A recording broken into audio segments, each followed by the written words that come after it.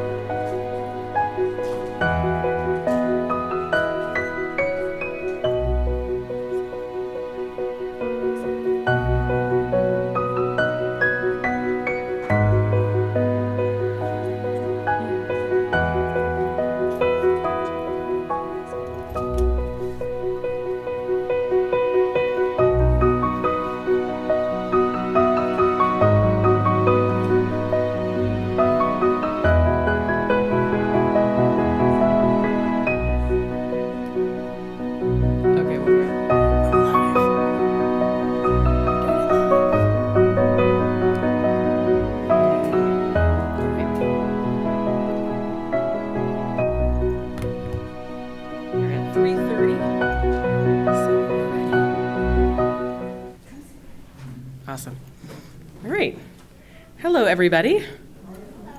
Hello. My name is Jennifer Simpson. I'm the Assistant Director of Youth and Community Services at HDSA. I've been lucky enough to work for this organization for a little over 7 years now. 7.5. And one of the things that I get to do at HDSA, and I have the pleasure of doing, is I get to oversee our advocacy programs at the organization. Now, when we talk about advocacy at HDSA, we really talk about federal level advocacy, because that sort of is the level of advocacy that's going to make the largest amounts of change for the largest amounts of people, right? Because federal policy impacts everybody, whether you live in Oklahoma, New York, New Jersey, I'm so sorry, or Florida. Just kidding. I live in New Jersey. So that's really where we focus a lot of our time and energy. And I'm going to talk a little bit about, during my presentation, about what we're advocating for, what legislation we're looking at, how you can get involved, but I really want to focus on the importance of being visible. So one of the things that we talk a lot about in advocacy and that we sometimes struggle with is this notion of, our disease is small. How do we it's so frustrating and people don't know what HD is. It's so frustrating. What do we do about that? How can we be more visible? And there are a couple of things that we can do and a couple of ways that we can ensure that we are being more visible not only in our advocacy, but in our communities, because that's also how we're going to get allies to join this fight with us. So I'm not providing medical advice. I'm not a doctor. I'm a social worker. Don't take my advice on medicine. And then please remember that during the convention, we ask everyone to wear their masks when you're not eating or drinking. This is to ensure the well-being of all of our guests. I'm not going to wear my mask up here because I'm presenting and I'm very far from all of you. And if you have any questions at all, please go ahead and ask when you're in the room. We can ask over here, or if you're watching us from home, you can ask over the Q&A section on our convention app. All right, so that being said, everybody who's impacted by HD has an HD story to tell. The really big question is, will you tell it? So what we're going to be talking about today is, right, how, when, where, and why to share your HD stories, and also give you an understanding of what stories are powerful in what circumstances. Because I think that's the other hard thing, is trying to figure out, well, either the thought of, I've had a lot happen in my life, how do I give people an understanding of what HD is? It's so big, it's complicated, it's complex, it's difficult, it's hard to talk about. It might be, too difficult to talk about. I don't want to burden my friends and burden my people in my network with the knowledge of what HD is. But there are ways that we can bring other people into this world and give them the knowledge that they need to become advocates for us and with us. So, why do we do this? Why do we even bother talking about Huntington's disease? One of the reasons is because this is a relatively small community and the disease is relatively rare, right? So for us, if we want to make impacts, if we want to make differences, and also the burden that's placed on families, that's placed on individuals, is really high. So if we want to make an impact, if we want to make changes, we have to talk about Huntington's disease. We have to talk about what this disease does so that people can understand what our families go through and how they can help us. Most importantly, whether it's through policy, whether it's through legislation, whether it's through attending an event, it's really important, and get things out in the community. We need help. We need to help people in power get to know their constituents, right? So one of the things that's really important when you think about advocacy is, well, I'll take a quick poll in the room. How many of you guys have had a meeting with your members of Congress? Not a lot. Your members of Congress, every single one of them works for you. I think a lot of us look at DC and think, oh boy, oh no, nuh-uh, I'm not getting involved in that. But your member of Congress, they are your employee in many ways, right? They work for their constituents, you. So for me, in New Jersey, that would be, Senators Booker and Menendez. I've met with them. When I was living in New York, meeting with Senators Gillibrand and Schumer, I met with them. With my members of my representatives as well, because they work for me and I need them to know what's important to me, whether it's HD stuff, whether it's other issues that I care about. If they're not hearing from me, they're going to assume I don't care about anything, and they're not going to do the work that I need them to do. Visibility is also really key because it allows us to get advocates and allies to help advocate with us and for us. One of the things that can be really hard and that we talk about a lot on Capitol Hill is that HD is a disease that puts a really big burden on families and caregivers. And it's not shocking for a lot of folks in the room to be thinking, what's not number one with a bullet on my list? Calling my member of Congress. What is number one? Making sure that my loved one gets all the calories they need today. Making sure that my loved one doesn't, that they don't get the keys to the car because they're not safe driving anymore, Or it's making sure that my loved one is, is able to get a good night's rest tonight. Calling your member of Congress isn't always, number one on the list, and that's why it's important to get allies in this fight with us. Folks who can take on some of that burden of reaching out and fighting for us with us. It also means that when we tell our stories, when we talk about what HD is to us, when we talk about HD in our lives, it allows us to tell our stories and form these empathic connections with people in power. So what I mean by that is it's like fishing. It's like getting a hook and you hook it into that person. It's not just, oh, did you know that 41,000 people in the US are affected by Huntington's disease? You could say that statistic many, many times and it's not really going to mean a ton to a person. But if you say, my mom, she used to be a nurse, she used to read me Goodnight Moon when I was little, and now she can barely speak. That's an emotional hook that gets someone to start to understand the impact that this is having on your life and on the person that you love. It's not just a number. So it also means that when we are visible, it means that people will take action on our behalf, right? Like I said before, our members of Congress work for us. If they aren't listening or hearing from us as a community of folks impacted by HD, as a community of allies, they're not going to do the things that we need them to do, whether it's expanding access to Medicaid, whether it's increasing benefits for Medicare, whether it's passing the HD Parity Act, whether it's protecting provisions of the ACA that are really important to this community, whether it's expanding drug benefits through Medicare and Medicaid. If they're not hearing from us, they are assuming that we have no issues and that we're just fine and dandy, when the absolute opposite is true. It also means that when we talk about HD outside of our nuclear family or outside of our bubble, we're creating a greater awareness of the disease outside of just our world, right? How many folks have talked about HD in their schools, in their faith communities, in their, if you're members of different philanthropic societies or members of other communities, how many times do you talk about HD there? Ever? Those are important places for us to be talking about this disease. It also means that we get to build coalitions of people through care. Like I talked about before, it really builds that empathic pathway between yourself, your experience, and the experience of other people in your world. We talk about this a lot with the NYA, is that sometimes it can feel really difficult to talk about HD because there's this automatic feeling that no one's going to understand. No one's going to get it. Who's going to understand what it's like to be 17 and having to bathe and toilet your parent, right? You feel like no one's going to get that. But you know what they might understand? They might understand feeling overwhelmed. They might understand, if you're talking to someone a little older, unfortunately, losing a parent is a universal experience. They might understand what that feels like. They might understand what it feels like to be alone, to be depressed, to be anxious. If we can form those connections with those universal experiences, that's going to allow us to build a window into the world of HD and give other people the opportunity to understand what it's like to live in your shoes. People won't understand it fully, right? That's a big expectation. No one's going to understand exactly what it means to be you and what exactly it means to live your life. But if you can give them a window that's big enough for them to see through and care, that means that they're going to help us out. That gives them the opportunity to say, wow, that's a lot. I really want to do something. I want to do something.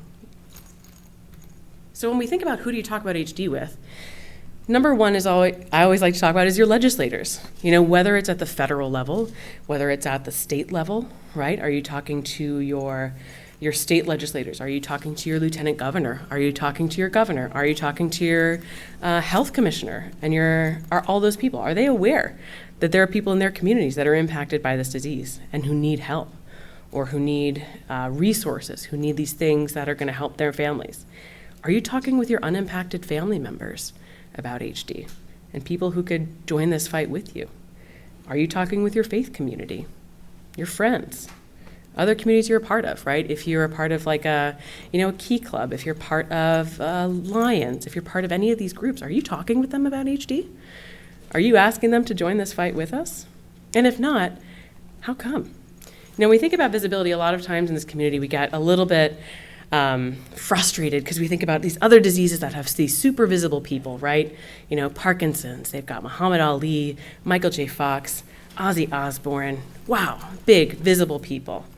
ALS, they've got A.D. Barkan, Lou Gehrig, as we all know, and this guy, Brian Wallach, who's the founder of IMALS, who was a former congressional staffer, and who, when he got diagnosed, decided to found an organization that's been very, very influential in Congress in getting legislation passed.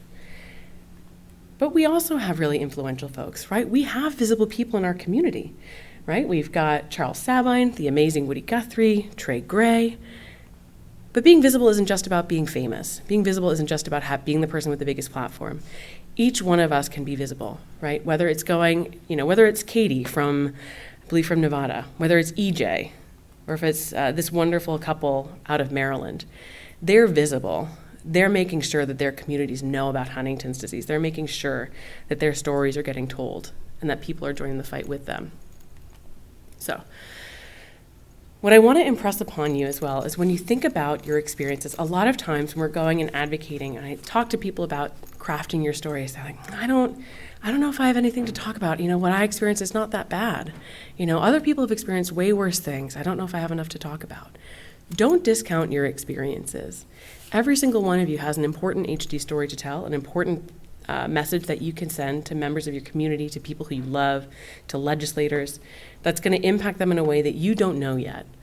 It's important that you recognize that your stories are really important.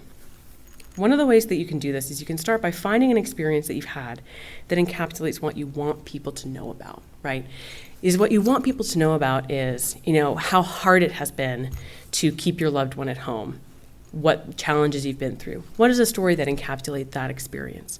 Is what you want people to know about how hard it is to get mental health care for someone with HD or for yourself? What's a story that encapsulates that experience? Is what you want people to know about is how dangerous it can be when you go without health care, when your loved one goes without health care, access to health insurance. What is a story that encapsulates that experience, right? When we think about storytelling, we don't want a novel, right? We want a little nugget, something that they can latch onto and feel connected to. Right? One of the other things that we really want to think about is how do you find comfort in talking about Huntington's disease? How many people, when you think about telling a story about your loved one with HD, get nervous, feel like, oh, no, I don't think I'm ready to talk about that. I don't know if I'm ready to share that with people outside of this community. Everybody's comfortable? I'm amazed. Where have you been at my advocacy meetings? What are you doing? Right, but it's not an uncommon experience for folks to feel like, I don't know if I'm ready to let people see that. I don't know if I'm ready to let people know this about me and about my family, about the ones I love. But know that every time that you talk about HD and whatever experience it is, right, I'm looking at Joyce, who's got your vanity license plate that says Cure HD, and you get asked about it at the gas station. Every time you do that, you create visibility. Every time you talk about HD, you create an opportunity for someone to see into the window of your world and into your life. And that's so unbelievably important. So, when we think about, as you're crafting a story, the first thing you want to know and want to be thinking about is, what do you want the person or people or the audience that you're speaking to know?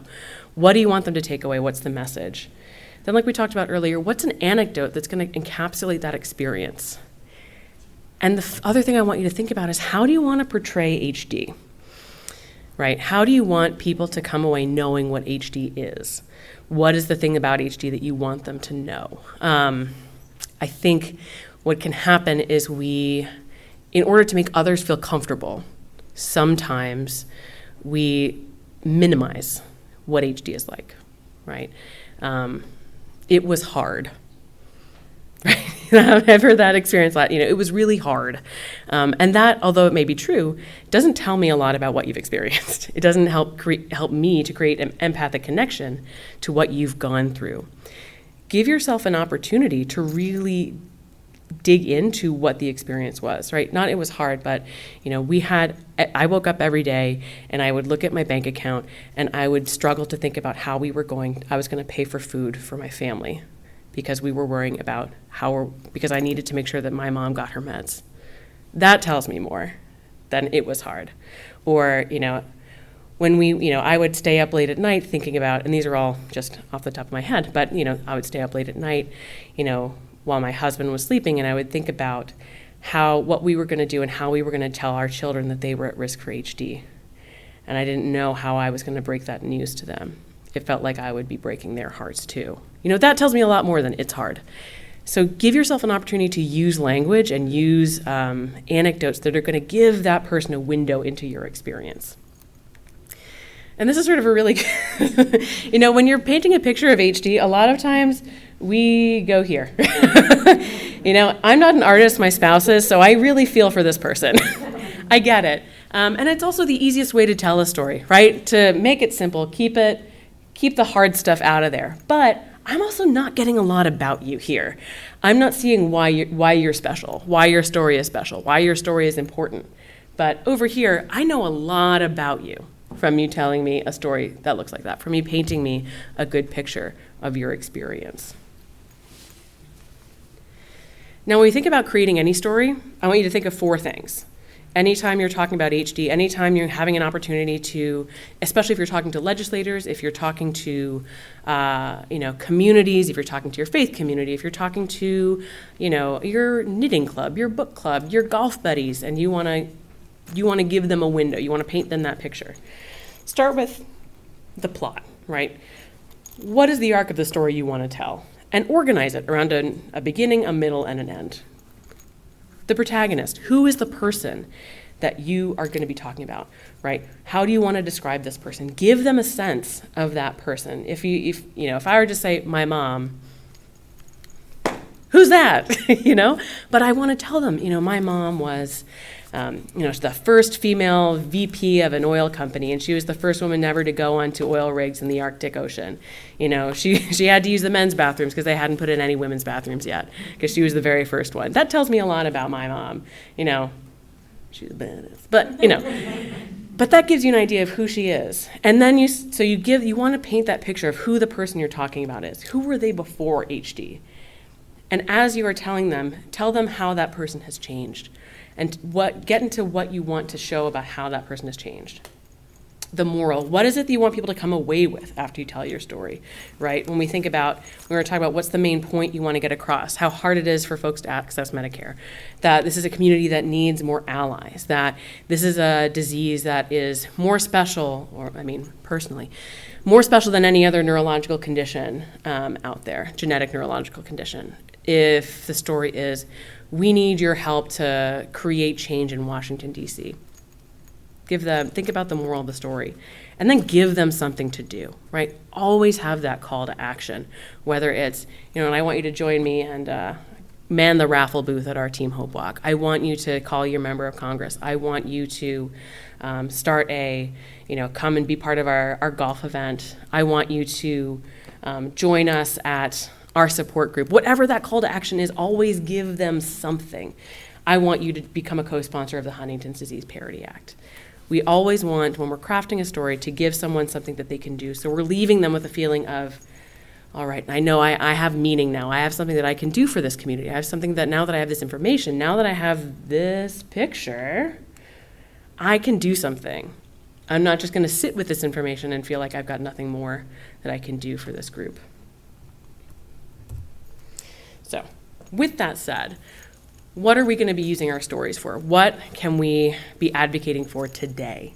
So the first and foremost, with a bullet, is the Huntington's Disease Parity Act. So this is a piece of legislation that we've been working on as a community for more than a decade, which when I say that out loud, you might be thinking, wow, that's a long time. And it is. It's a long time to work on a piece of legislation. Unfortunately, also the federal government moves slowly. But what it means is that it's also a policy that we've been working on for a long time. We've been educating our legislators in our offices for a long time about Huntington's disease. And it's something that we feel strongly enough that we will work on this for this long because it will make an impact. What the HD Parity Act does is it looks at to make some changes to a program called Social Security Disability Insurance. How many of you guys are familiar with SSDI? Yeah. SSDI is a safety net program that you pay into. You have to qualify for it. We qualify through work credit. So there are folks in this community who won't qualify for SSDI because they were a stay-at-home parent or they got too symptomatic before they could earn enough work credits. That absolutely happens. And there are a lot of folks in this community who will be eligible and who will need this program and need this safety net. So what it does is it basically says if you are an American and you have paid into this system for a certain number of years and a certain number of work credits, the federal government has basically a financial safety net for you. So once you stop working, you can get paid out in disability payments so that you don't have to worry as much financially now that you're unable to work. Now, let's be very honest. Are disability payments going to be like $20,000 a month? No. If they were, sign me up. No. But they will be something in a space where folks have nothing, right? And that could mean the difference between keeping your house and getting foreclosed on or evicted. It could mean the difference between getting your medication and not. It could mean the difference between being able to send your kid away to college and feel comfortable with that or not. And that's a huge difference when the alternative is a whole lot of nothing. So as part of that program, the federal government also offers you Medicare. And Medicare is the federal health insurance program, right? Generally, it's thought of as the health insurance program for folks who are over 65. There's always that date when you're like, oh my gosh, they're sending me information about Medicare. It's happening, and my AARP magazines. But Medicare is also part of this disability program. So what they say is this And the Medicare program, unlike Medicaid, which is an insurance program that is administered by states, that is really meant to ensure children and those who are impoverished or have a certain financial disadvantage. Medicare is a slightly more robust system for a variety of reasons that we don't need to get into. But it is a slightly more robust system. And there are things that Medicare covers and there are things that Medicare doesn't cover. But what it usually means is that Medicare tends to have a slightly higher reimbursement rate for doctors. And what that tends to mean is that doctors are more willing to take Medicare than other federal insurance programs. And that means that it can be easier to access doctors when you are on Medicare. So that's why we feel that Medicare is also really important. What happens is, though, that when you qualify for disability, which, as we know, for anybody who's applied for disability can sometimes take a while, there are times when the process is really easy, and that's wonderful, and there are times when the process takes a long, long time, right? When you get denied, and you have to appeal, and then appeal again, and then you go to an administrative law judge, and then you call Allison in a panic, and you say, "Oh my God, what's happening?" And she says, "Oh my gosh, why are you calling me right now? Let's get together. We need to work on this." And that can take years, right? There are folks who have been through this process and it's taken them years to get their disability. Now, once you qualify for disability, the government says, congratulations, you are eligible for SSDI. You must now wait 2 years until we are going to give you Medicare. Now, what's happening in this time? Are you working? No, you're not, because part of qualifying for disability is not being able to do meaningful or gainful work, right? So you're not working. Generally, that means also you are not getting your employer-sponsored health insurance because you have lost your job. You can't keep a job. Now, if you are also on disability payments, you probably can't afford COBRA payments. So if you were lucky enough to have a job that would allow you to continue health insurance through COBRA, not likely that you can afford it on a disability payment. Okay, now the other option would be Medicaid. Something that can happen is your disability payments are just above the line that make you eligible financially for Medicaid. So you can't qualify for Medicaid. Or, equally, Medicaid will have what's called a 5-year look back. They'll look at your assets and they'll say, I'm so sorry, you have too many assets and you don't qualify for Medicaid. Okay, let's say, okay, that's out, no Medicaid. What about if you have a spouse or a partner and you can jump on their health insurance? You are very lucky if you have that, and if they have good health insurance. Now, what can also happen is that you try and do that, and the premiums are really, really expensive, and you can't afford it as a family. So then what do? Okay. Or you're single, and you don't have a spouse who you can jump on their, or a partner, and you can jump on their health insurance. Okay, that's out of there. What's left? Going uninsured. And we think that that is unacceptable, just plain unacceptable for folks who have a neurological degenerative genetic condition. Folks with HD are not the folks who should be falling into this gap, right? Folks with HD need consistent and quality care to manage their disease, and if the helping systems that we've created are saying, no, just kidding, wait 2 years, we know what can happen in 2 years. We know what can happen to a person with HD. Folks can have multiple hospitalizations, psychiatric instability, real changes in gait, in walking, falls. Someone can go from living, relatively safely at home to needing to be placed in a care facility within 2 years. And we're telling people that they don't get access to health insurance? No, that's not right. So what we've been saying is we need to waive that 2-year Medicare waiting period for folks with Huntington's disease. And we call it the HD Parity Act because we're not the first ones who have asked for this, right? Our friends in the ALS community had this waiver given to them in 2007, I believe. And then there are other group that has this waiver is folks with end-stage renal disease. They got it a long time ago when they created the program. But what we're saying is when we go into offices, our message is always, we're here for a reason. There's a reason why you see our faces year after year, why we keep coming back and telling you about our loved ones, our stories, the impacts of HD on our lives, because HD is special. And there are 3 ways in which we talk about HD being special. The first is how it hits a family, right? HD is not a lightning strike disease. HD is not a disease where, generally one person in a family has it. Everyone can gather around them. Everyone has all their resources, and they can, patchwork together everything they need, and they've got, 10 other family members who are unimpacted and can go to DC and be as loud as they want. That's not your typical HD family. Your typical HD family might look like a grandparent to your parent, an aunt, an uncle, yourself, your siblings, your cousins, and then your kids, your nieces, your nephews, multiple people in multiple generations impacted by this disease. Not a lot of other neurological genetic conditions look like that. HD is really special. The other thing we talk about is age of onset. When we think about other neurological conditions, ALS, Parkinson's, Alzheimer's, when's the average age of onset? 60 to 80 years old for those diseases. Even ALS, 60 to 80 years old.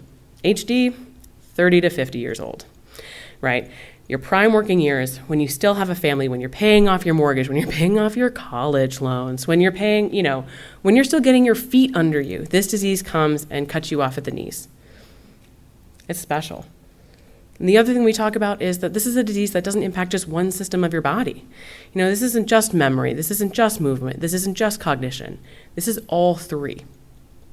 And when you think about crafting your stories, think about those points, about what makes HD special. How do you want to portray that to people in your community, to your members of Congress, right? How do you want to show that HD is special in how it impacts your family? How do you want to show how HD is special in the symptoms that you see in your loved ones?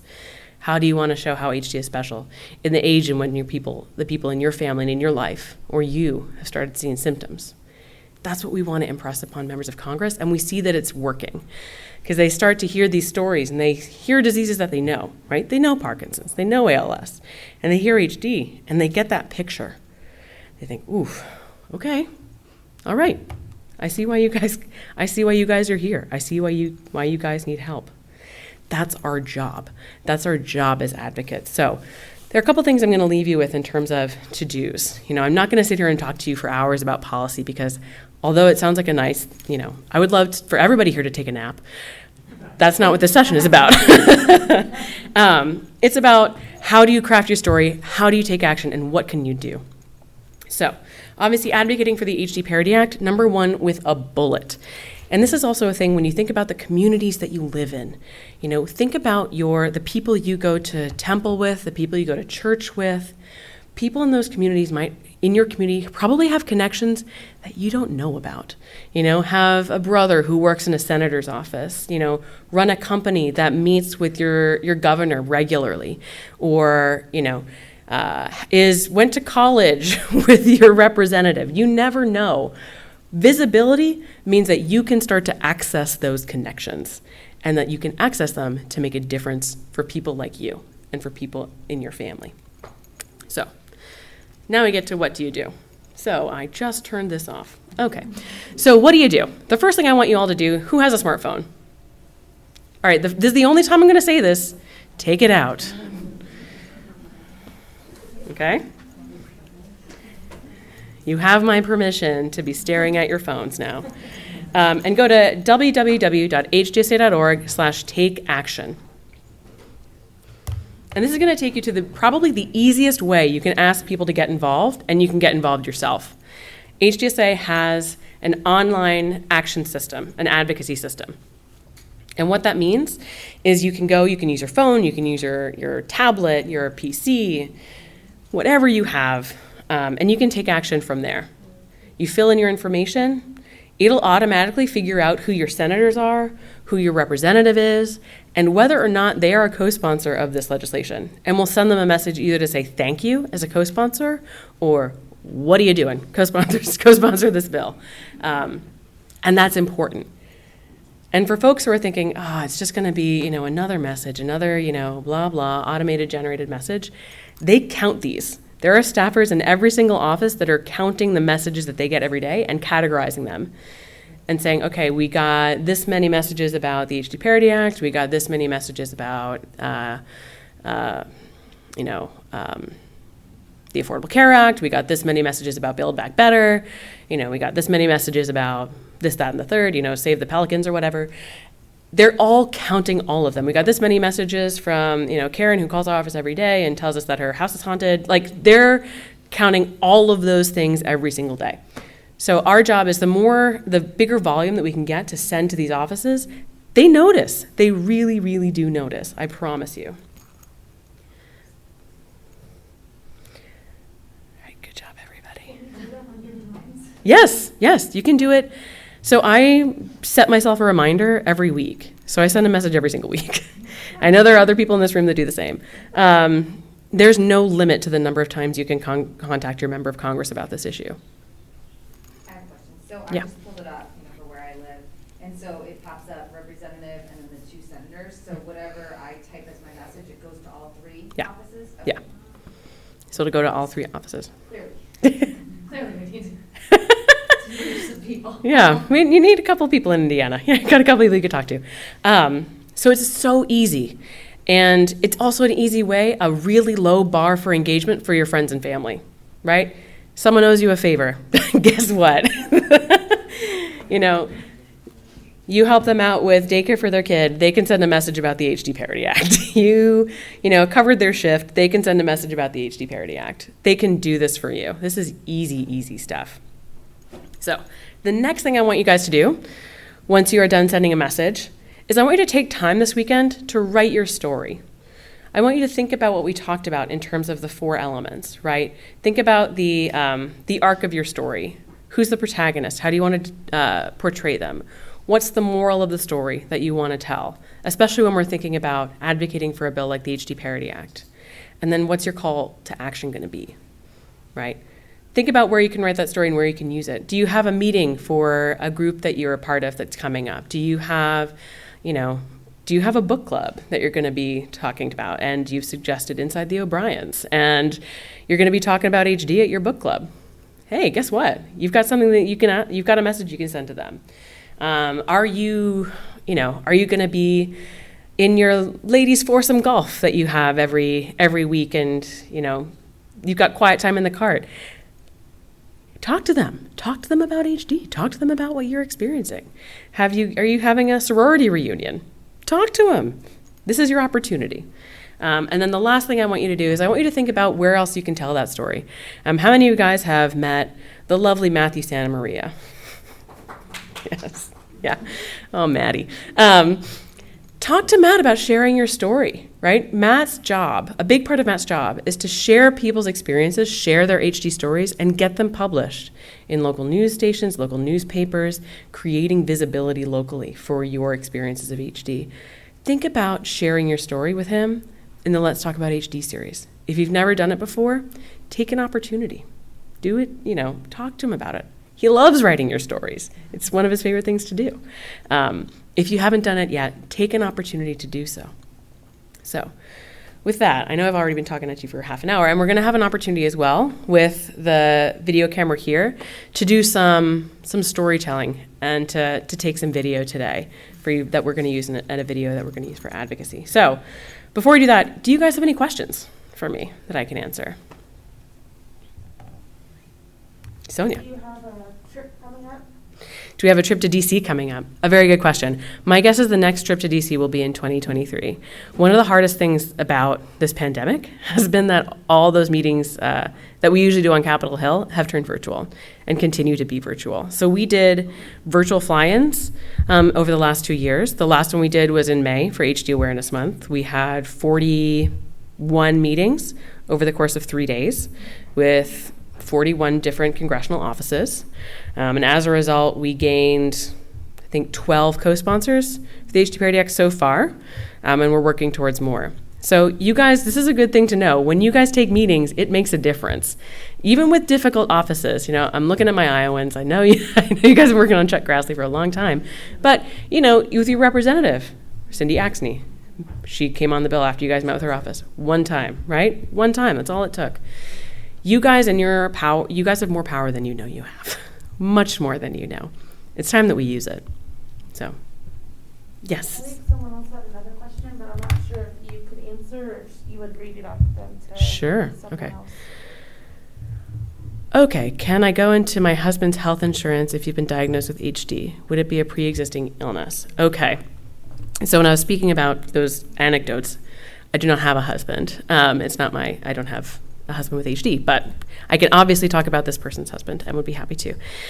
So is it a pre-existing illness? So as a result of the Affordable Care Act, there are protections for folks with what would previously have been considered pre-existing illnesses. So you cannot be denied health insurance because of any pre-existing conditions. So if you are diagnosed with Huntington's disease, you don't need to worry about your health insurance being taken away from you immediately, as it would have in what I would like to call the bad old days, right? When that was a very, very serious concern. That will not happen anymore. Now, if anything happens to those provisions of the ACA, that can happen. But for right now, those still stand.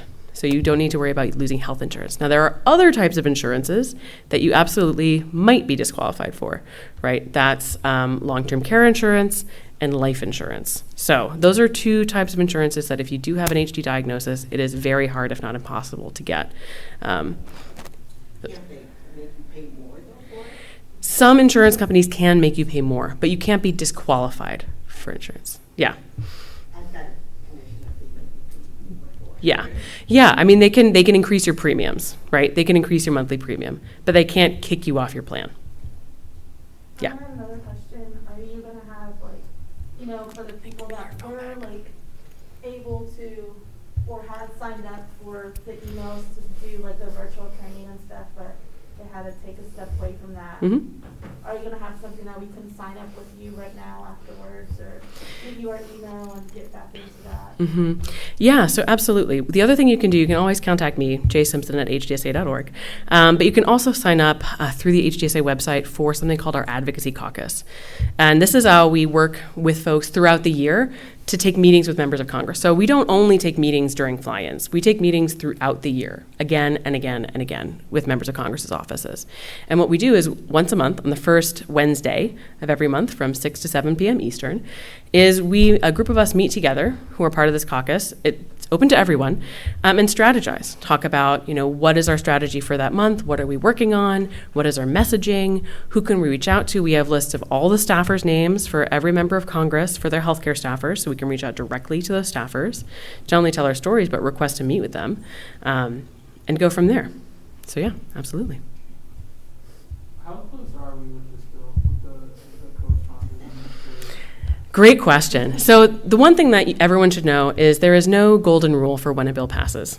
That's there, even though we will talk all the time about things like co-sponsors, we'll talk about committees of jurisdiction.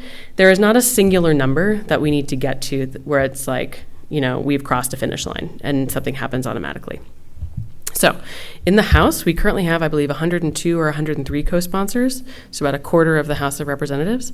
And in the Senate, we are at 12. We should be at 13 soon because Senator Sinema from Arizona has agreed to sign on and be a co-sponsor of the bill. And in the Senate, you should know it's generally much harder to get senators to sign on to legislation because there are many, many fewer of them, and they run for election much less frequently. Members of the House of Representatives tend to be easier because they are always up for re-election. Every 2 years, they're constantly thinking about what are my constituents doing? Are they going to vote for me? So it's really important to remember, especially with your representatives, they're always looking for what their constituents need and want. So with that said, for me, I've been doing this for a long time. I'd say the last time we were as well positioned as we are currently was probably in 2004, the 114th Congress. The 117th now, so that would be 6 years ago. And at that point, we had tons of co-sponsors, we had general support behind us, and we were poised to pass the HD Parity Act. But what ended up happening was there was the general election, which then led to pretty much a stoppage of legislation at that point, and not sort of as a general political statement. It's just Congress kind of was well, we're going to not do much now and wait until the next party comes in and takes control, basically. And that was a real blow for us. But currently, we are really well positioned. We have a meeting constantly with important members like Richie Neal from Massachusetts, who is the chairman of the Ways and Means Committee. And he is one of the guys who's going to be able to say yay or nay in terms of the passage of our bill, right? Because we have to come out of committee to then go to get passed through the House of Representatives. And we've also been meeting with Leader Schumer in the Senate. We've been meeting with Leader Pelosi. We've been meeting with Ranking Member Crapo from Idaho, who is the ranking member on the Senate Finance Committee that holds our bill. We've had pharma and biotech writing in and advocating on our behalf to say, we are pretty big and we do a lot of stuff, but this is a small community that could really use this bill and really needs our help, which is pretty huge. Pharmas don't generally do that for specific diseases and specific legislation. That's not something they do often. But a group of them signed on to a letter that got sent to Chairman Neal, that got sent to Ranking Member Brady, our 4 champions in the House and Senate, and then the Senate Finance Committee as well. So I can't predict, I can't say like, yes, this is happening. I think if we continue to be engaged and everyone continues to increase their visibility, that makes the passage of this bill much easier. If we sit down and be quiet, we may as well go home. Yes? Are there other bills besides the Parity Act that HDSA is co-sponsoring or trying to advocate for? Yeah, there are lots of pieces of legislation that we work as coalition partners on, right? So when we think about things or legislation, so like, for example, like PDUFA reauthorization, a big one that we're very engaged on, we care a lot about. Build Back Better, those bills, as it was being debated and as they were looking at the provisions of that bill, we worked actually closely with Chairman Neal's office around paid family leave and trying desperately to get that included, along with a coalition of other groups. So there's lots of different legislation that we look at and we co-sponsor and we sign on to. Yeah, for sure. Mike? I may get in trouble for volunteering you, but no. People that are sort of nervous about setting up a meeting, there are a lot of us that are happy to join in the meeting, and they're probably contacting Jennifer, and Oh, yeah. she can coordinate to try and get some of us that are more veterans having this meeting. Yeah, absolutely. If you are interested in meeting with your member of Congress, let me know. I'm happy to help you set up those meetings.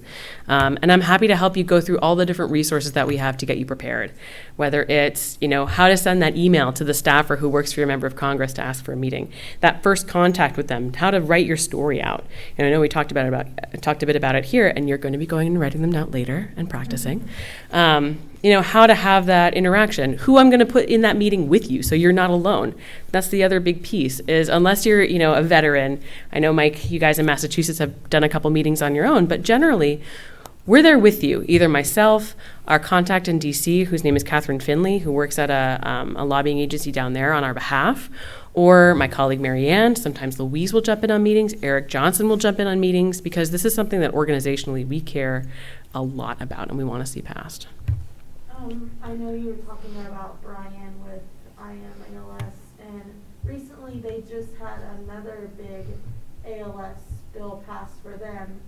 And we're like HDSA is like an organization that has a lot of people like they do. Is it just like that we need to be showing up, sending the emails? Is it like, are we not getting as much support or awareness because we don't have a lot of people doing that right now? Or like, not that they don't want to, it's just like we need to let people know, like, we need your help doing this. Mm-hmm. And they have such a big backing, you know what I mean? Yeah, I do. So sort of there's a two-part answer to that question. One is definitely a visibility piece, right? Is it we need to continue to be visible, be more visible, and get people to be visible with us, right?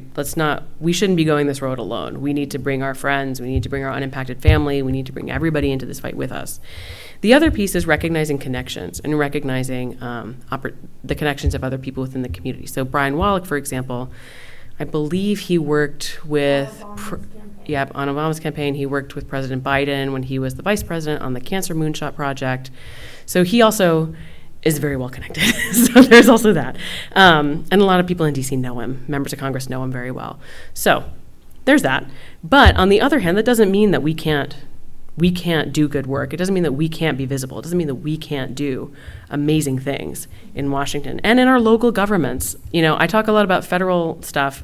Let's not forget our local governments. Let's not forget that, those local governments are controlling Medicaid dollars. Those local governments are, the ones who fund long-term care centers, and long-term care often set those reimbursement rates. Those are really important pieces of advocacy for us and to make ourselves visible with them as well.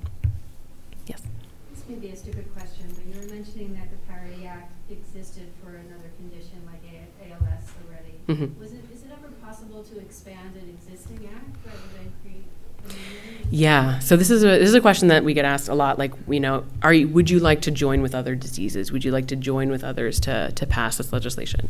And there are a couple of reasons why we haven't in the past, and we worry a little bit about doing that. One is anytime we expand this bill, it gets more expensive, which means that we need to be You can expand your new bill, but to like kind of amend an existing one.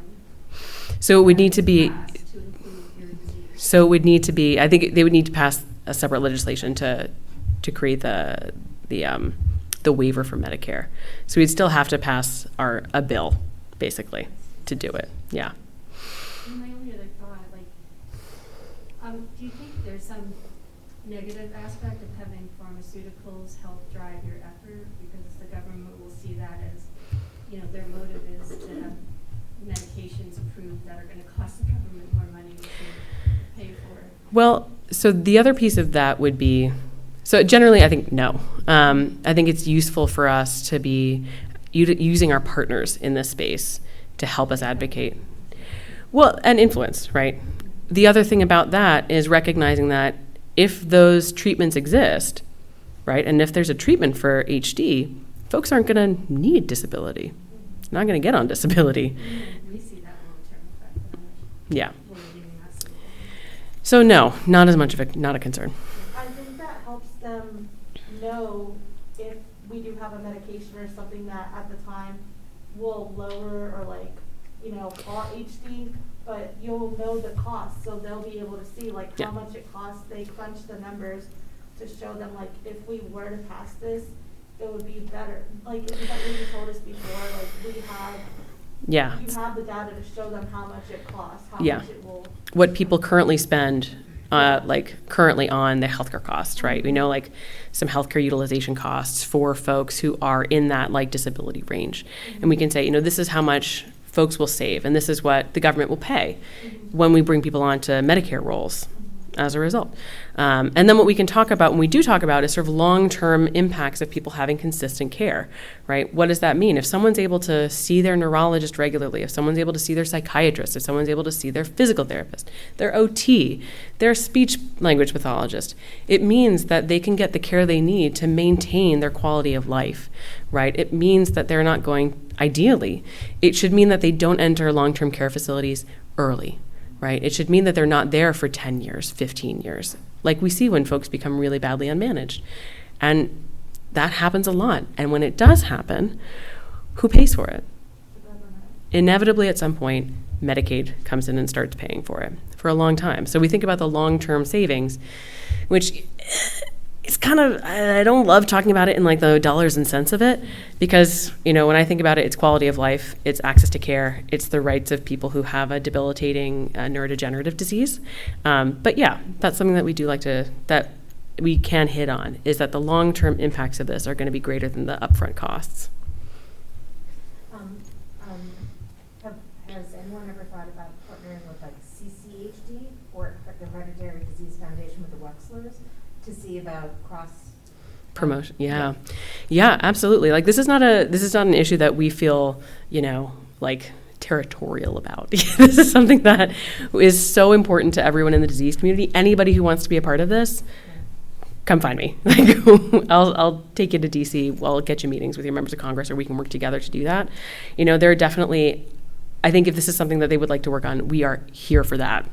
Come see me. Some of them might be very well connected. Yes. I was just thinking about the connection. Oh, yeah. Like you were saying, I bet the Wexlers or the heads of CCHD, I'm sure they're well connected. Yeah, and CHDI as well. CHDI, yeah. Yep, absolutely. Yeah, these are things that when we talk to them about our priorities, we talk to them about the HD Parity Act.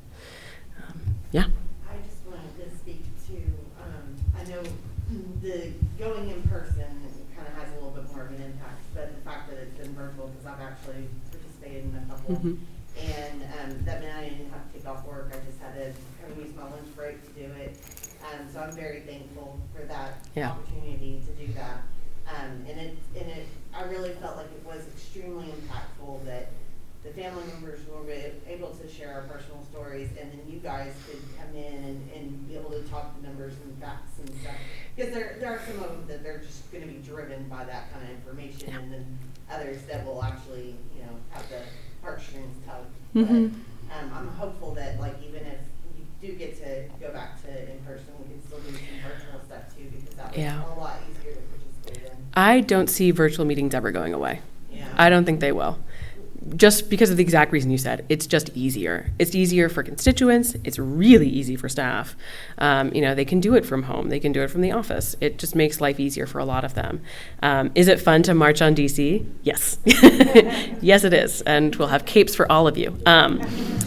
But is it also amazing to be able to, use your lunch break to have meetings with 3 different members of Congress? Yeah, really awesome. And then go back and do to your regular day and know that you've done something without having to go anywhere. It's really, really awesome. And it's brought that barrier to entry down really, really low. And it also means that we can have our loved ones with HD with us on calls as well. Because that's something that we talk about as well. It's really important for folks to see folks with HD, to see what this looks like for a person. So it means that, you don't have to worry about who am I going to get to caregive while I take 3 days off and go to Washington. It's 15, 20 minutes on your computer, or on your mobile phone, or on your tablet. Thanks, Andrea. Any other questions? All right. I was going to kind of go on with you if you've ever thought about it, reach out to Jennifer, and it's expected to be nervous. You will be nervous to do this meeting, but don't let that hinder you from doing it.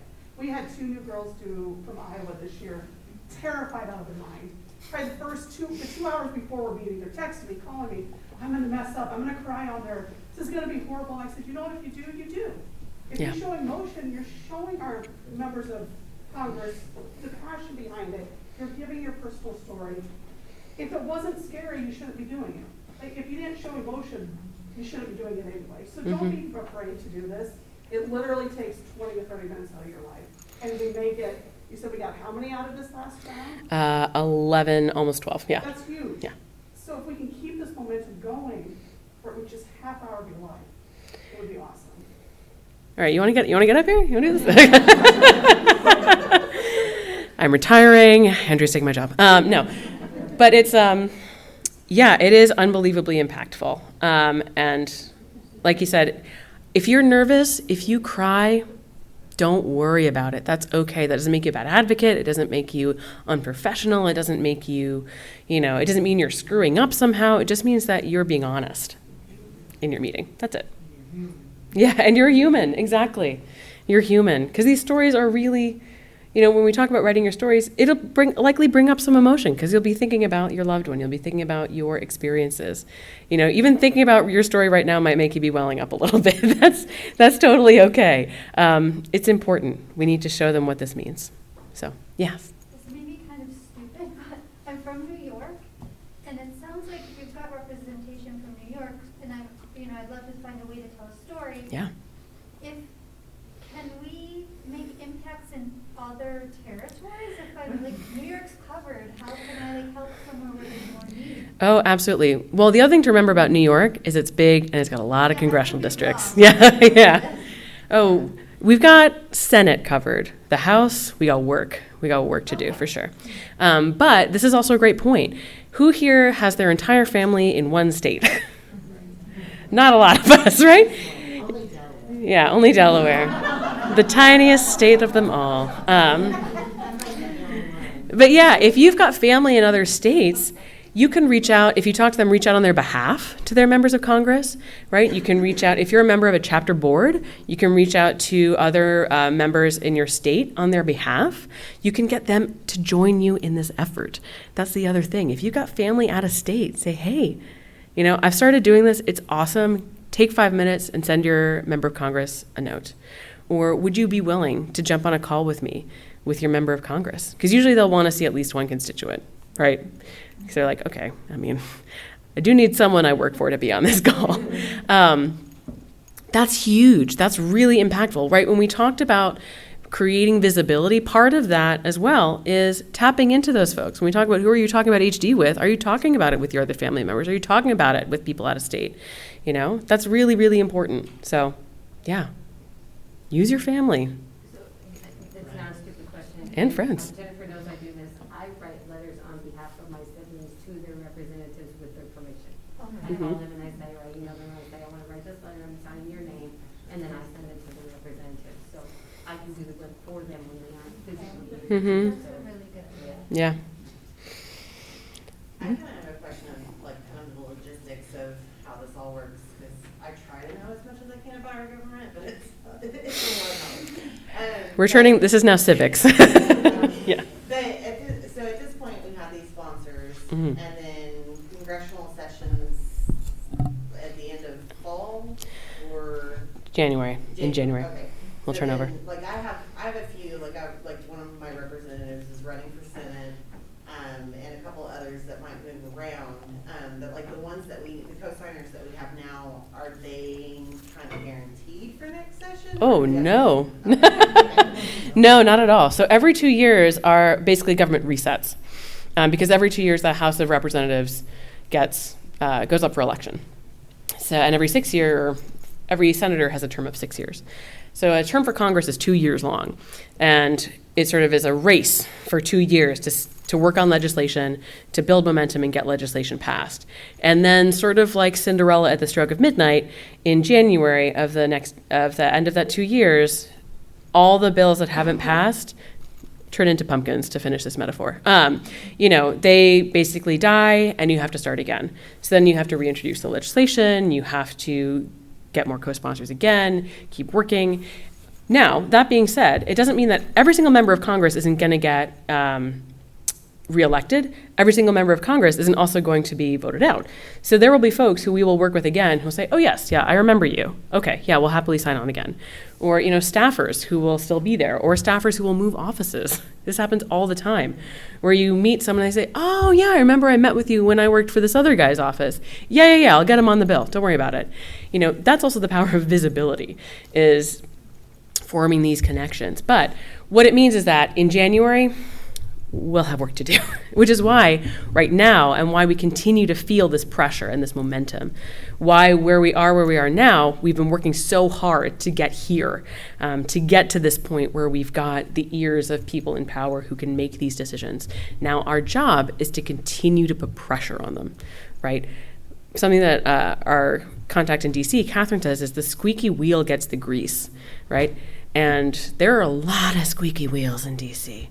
And if we assume that, I've done, I reached out once and I've done my job, there are literally hundreds of thousands, if not millions of other people behind us who are contacting their members of Congress about other issues all the time. So our job is to continue to be reaching out, to continue to make sure that we're getting to the top of that to-do list every single week, every single Congress, every single time. We got to be squeaky. Yeah. That's what I do. Yep, a calendar reminder on my phone. And on the website we just looked on now, it tells you can click like, send me the text reminder to do it, send me updates regarding, you do send updates about like how many new people you have co-sponsoring or new things going on. You can also sign up for text updates. So there are times when I'll send updates via text to say like, hey, did you know, it's a great day to advocate, like sign up, make sure to send a message today. Or letting you know that there's we're going to have another fly-in, don't forget to register, things like that. So yeah. Sign up. If you didn't, even though all of you took out your phones, if you guys are just checking Instagram, I'm going to be so upset. So hopefully you guys signed up and are going to be on those alert lists now. So, all right. That is everything I have for you guys. I hope that you will take time to write your stories, to reach out to your members of Congress, to reach out to people in power, reach out to your networks, and talk about HD.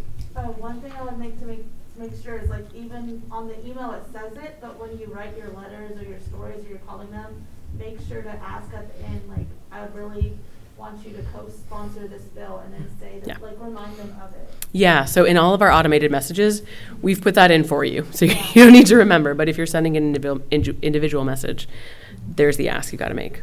Okay, that's it for me. I'm a wrap.